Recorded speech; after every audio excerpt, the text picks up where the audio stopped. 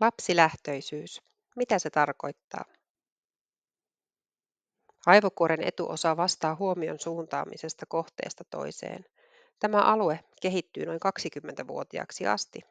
Mitä tämä tarkoittaa käytännössä? Pienen lapsen on hyvin vaikea pitää huomionsa useammassa kohteessa yhtä aikaa.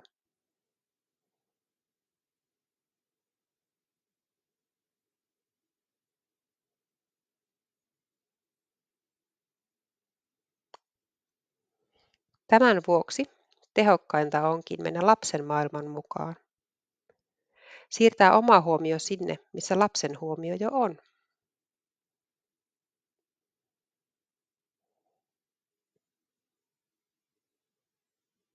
Lapsilähtöistä menoa. Vinkkejä arkeen. Tutki lapsen kanssa kotia. Nimeä lapsen huomaamia asioita. Pallo jäi sinne. Kuuluuko isin ääni?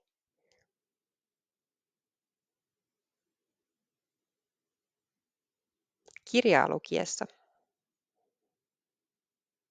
Asetu niin, että näet lapsen.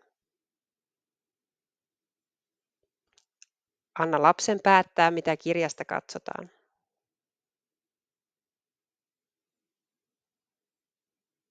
Asetu niin, että lapsi huomaa sinun kiinnostuvan.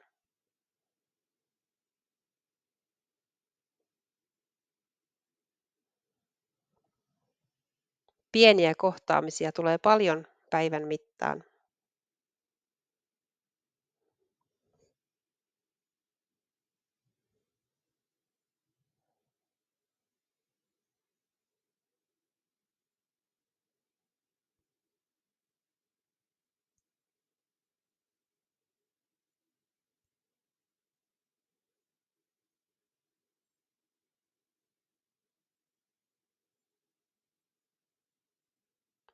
Kukaan ei ole aina lapsilähtöinen, eikä se ole tarpeenkaan.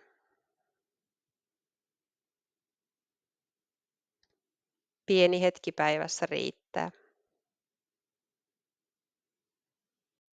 Lämmin läsnäolo on paras tapa tukea lapsen kehitystä.